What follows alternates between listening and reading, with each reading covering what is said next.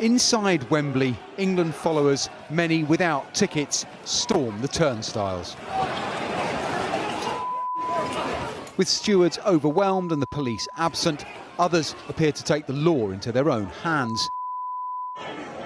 A dangerous, hostile environment for fans attending the nation's biggest game in half a century. The atmosphere souring when ticketless fans breached a security cordon outside the ground.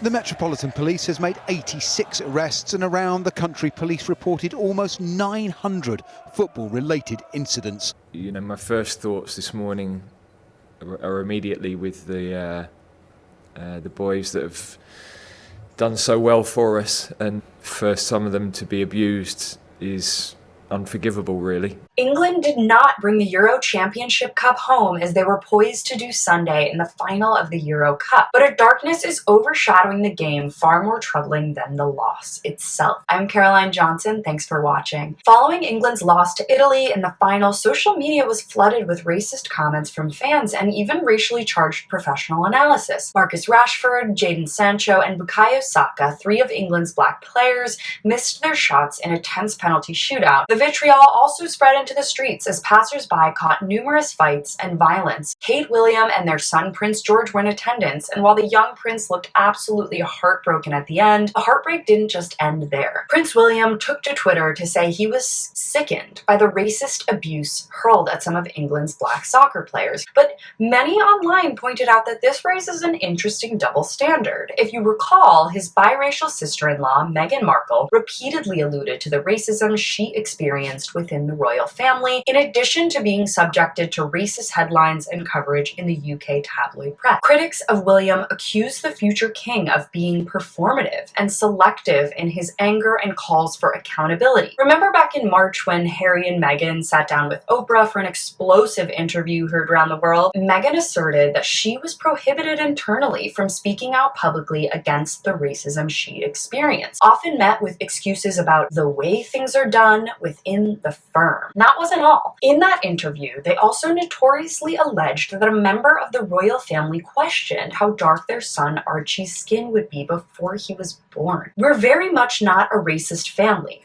Prince William told the press hours after those interviews aired. However true that may be, the racist outbursts from English fans on Sunday night surely validated Meghan's assertion. We have to point out that racism isn't just an English problem. Italy is hardly a beacon of racial acceptance, as can continuously be seen in their vicious policies against immigrants, specifically those crossing the Mediterranean from the Middle East and North Africa.